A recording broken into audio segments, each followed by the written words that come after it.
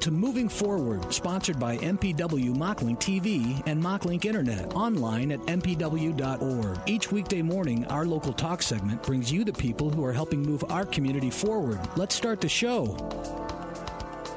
Good morning, AM 860 and FM 95.1, KWPC. I'm Jordan Davis. Thanks for joining me in the studio this morning for Moving Forward on this Tuesday, August 14th. We're glad to have you. We're really excited to bring you Moving Forward, as always, and it's brought to you in part by Muscatine Power and Water. They're a sponsor of this Moving Forward show. Experience the best value in entertainment and connectivity with Mocklink Internet and TV from MP&W. New subscribers save big on TV or Internet, and even more when you take both. Learn more at mpw.org. Again, I'm Jordan Davis, and joining me here in the studio this morning, Nichole Sorgenfrey from the United Way. How are you this morning, Nichole? Good. How are you? I'm doing excellent. We're really glad to have you in studio. As always, it's a pleasure to get to talk with someone from United Way to find out what you guys are up to, because you always have something fun going on, or you've done something fun the last couple of weeks, anything like that. So what's really been going on with United Way? What's new? Well, we're kind of wrapping up all of our summer programming. We finished up with our summer lunch program last week, and so I'm trying to clean up all that and put all the numbers together. And then yesterday we did freezing corn for the food pantry. So this is a really fun project. ISU Extension and Outreach of Muscatine County and Food Pantry and United Way all got together. United Way has been writing grants every year to keep growing our supplies, our equipment to do this project. Oh, okay. So Monsanto plants about 5 acres of corn and just donates it to their employees. Wow. And to our pantries. So a couple years ago, we had so much corn, we were like, people are getting tired of corn. What should we do? So we decided that we would freeze it so we had that fresh product during the winter as well. I see. So yesterday we had volunteers help us at MCSA, and we froze 5,000 pounds of corn. 5,000 pounds? Yep. Wow, that's a lot. That's a lot of corn. That is a whole. Yeah.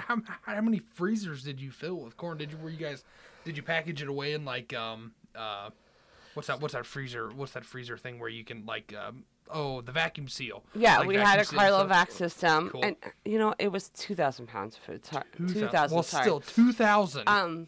We had another program that we did in July that we collected 5,000 pounds. Oh, anyway, gotcha. so it was 2,000 pounds of corn, and then we took it and we blanched it, we cut it off the cob, and then froze it in baggies and Carlovac'd it.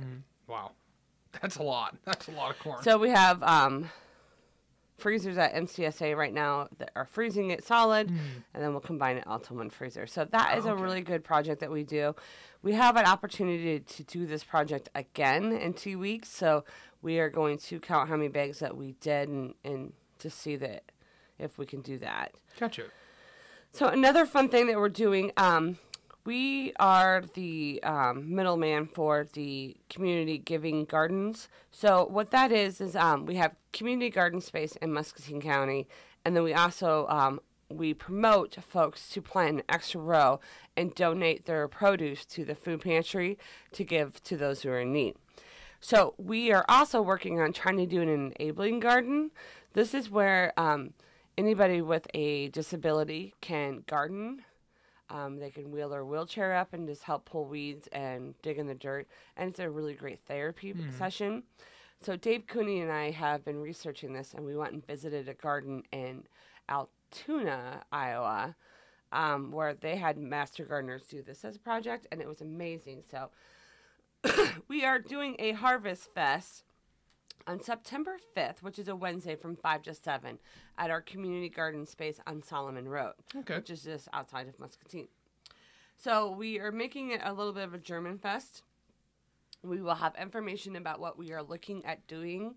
We're still trying to find a location where we can do this and raise funds and so forth, but we're really excited about it. I mean, make it another piece that the community can go and explore. But we will be having some. So Contrary Brewing Company, they have a pollinators ale. So we're going to have that there.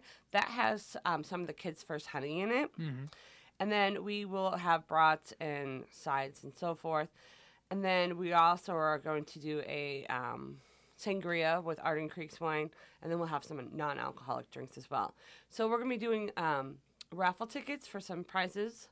So that we're going to sell raffle tickets. So they're $1 a piece, or I think it was 7 for $5 or something like that. Okay. So we're excited about that. That's going to be one of our first little fundraisers. And then we're going to have different opportunities that they can look and see what we're looking at doing with enabling gardens, and then we can get the community's feedback. So and we're also looking for more volunteers to get on the committee to help us plan this. I was just thrilled when I went to Altoona and visited theirs. So they make it like every Tuesday night. All the gardeners that have little spaces in their enabling garden come together, and they just make it a big social event. And it's like, it seems so much fun. So that does sound like a lot of fun. They're getting together, just kind of gather and talk about that kind of stuff and hang out and enjoy some of their produce. And they're of all ages, and they're talking about different plants that are coming up and doing different things. And, it was just a really neat experience. And I think that'd be fun to have in Muscatine. Absolutely. And like I said, for all ages. So, we have ag programs in high school and doing all those fun things. The next big thing that we have going on, which hopefully everyone already knows about, but our Day of Caring, our Fall Day of Caring, where we utilize adults, is September 26th. So currently we are looking for sponsorships. So those letters are out. And then we're also looking for teams and projects. So to become a team, you just need to get under 12 people. It can be in your office. It can be in your social group, what have you, and sign up. All the forms are on our website, which is unitedwaymuscatine.org. And then projects are anything that's a nonprofit, a senior citizen project, or city projects. Okay. So you can kind of choose what you feel like you could tackle with your group, right? Right. So we pair those up by how you fill out your form. Gotcha. So if you are experienced and you can do, like fix a roof or what have you, then we'll pair you up with a project. But most of our projects are painting, weeding, cleaning out something or along those lines. Stuff just shampooing carpets. Yeah. Which, hey, I will not lie. Sometimes shampooing carpets can be kind of fun. It just kind of depends. but I'm not really sure about that. Well, I've had fun with it, but that was when I volunteered a little bit of time a while back for a group in Hannibal. We did that for like 5 hours. We shampooed several churches floors, so that was.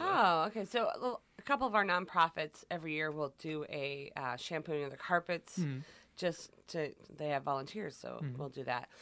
Sorting out donations at the domestic shelter, we'll have a project that way. And so it's a great day. We provide lunch and T-shirts. Like I said, we're looking for sponsorship for that.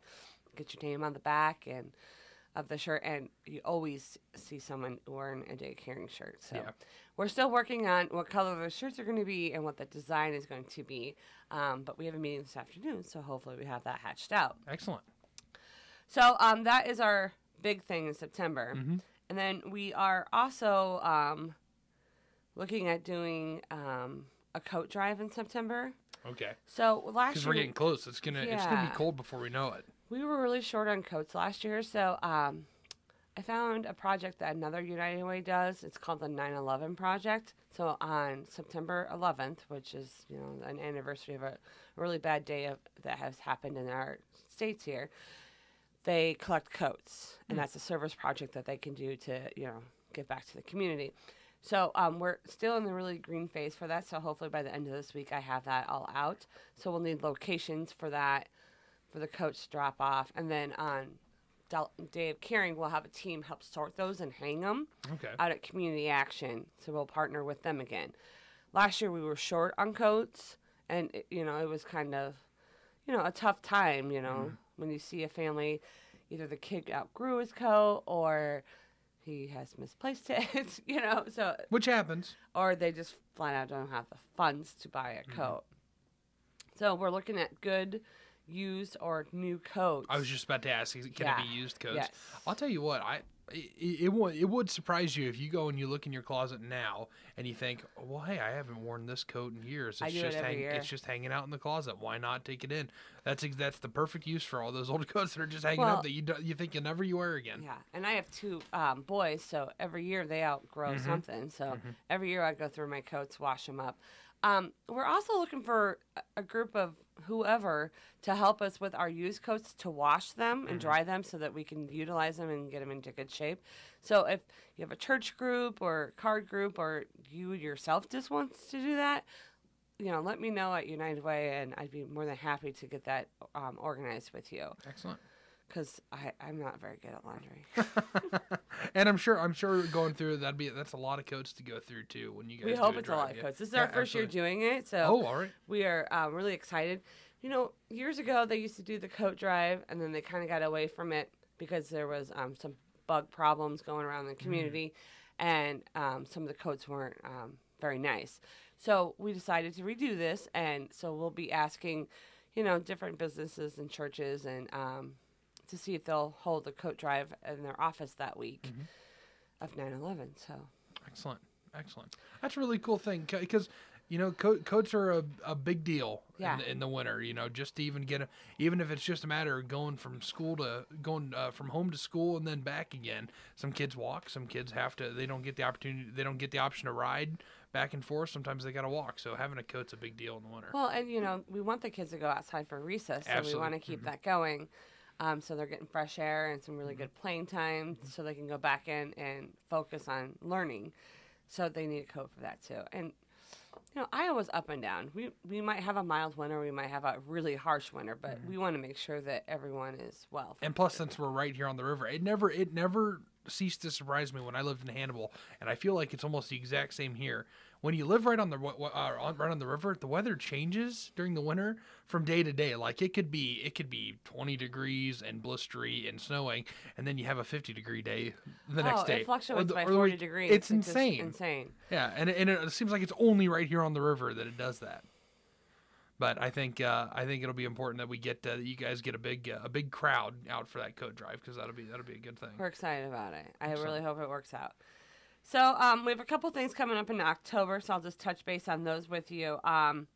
One would be our Vintner's Dinner, which is October 22nd. So that is always our annual dinner for Kids First.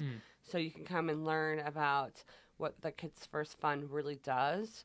You can have some great dinner and some nice wine. And this year we're at the Merrill. Oh, nice. So we're at the new hotel. So it's very nice. You guys think it'll be up on the fifth floor? The fifth floor is the conference floor, right? I think so. I don't remember. I don't remember. It's really nice though. I've been up there. It's very I've nice. been up there too. So it is really nice. So we're really excited about that. And then we have our Kids First Pancake Breakfast coming up in October on the 28th. So that is always a good time. One other thing I wanted to touch base with, if anybody who works with anything in the nonprofit world or education world, we have a Future Ready Iowa Summit coming in Muscatine, and we are the first ones in the state to get it, and we have the governor coming for it, so we're really excited about it. So one of the things, I think you had to sign up by August 10th, but if you contact our office, we can tell you about that. So it will be at the library, and it's just going to be learning about the different programs that are coming through, and AEA will be speaking, and the governor's coming, like I said. And this is just making sure our young is ready for the business world. Absolutely. So we're really excited about that. Absolutely. But yeah. Well, it sounds like it's going to be a chock-full couple of weeks, and then maybe even a couple months here coming up, as you guys got a lot of stuff coming up in October too. So United Way stays busy, don't you? Well, we do. We want to make sure that we are staying focused in the community and we're keeping things flowing. So, and we appreciate it because United Way does a lot of really good stuff. Oh, so thank you. That's excellent. Well, thank you. We enjoy doing it. Absolutely. Thanks so much for joining us, Nicole. Anything else you want to add? Any final word? No, I just I spoke about a lot of things today, so if you're interested in anything or you don't quite understand what I just said, give me a call at the office. Our office number is 563-263-5963. Our website is unitedwaymuscatine.org. You can find a lot of our things on there. Or if you're interested in volunteering in any of these aspects, you can go to our volunteer website, which is volunteermuscatine.org. And that website is part of the state project of volunteering. So there'll be, you sign up and you track your hours, and it's just a real help for our state and for our community. Excellent. Excellent. Folks, get out and volunteer. United Way could always use you, and they're doing some great things. And you can get out there and you can help them right along as they get moving on all the stuff they've got going on. So, once again, thank you to Nichole Sorgenfrey for joining us from United Way here in the studio this morning. Thanks, Nichole. Thanks for having me. It was a pleasure, as always. Here on Moving Forward, as always, brought to you by Muscatine Power and Water. MockLink Internet and TV are the best value in entertainment and connectivity, and getting better with world-class fiber. Subscribe now, and you'll get fiber when it comes to your neighborhood. Learn more at mpw.org. I'm Jordan Davis. Thanks for joining us for Moving Forward here on AM 860 and FM 95.1 KWPC and the voice of Muscatine.com.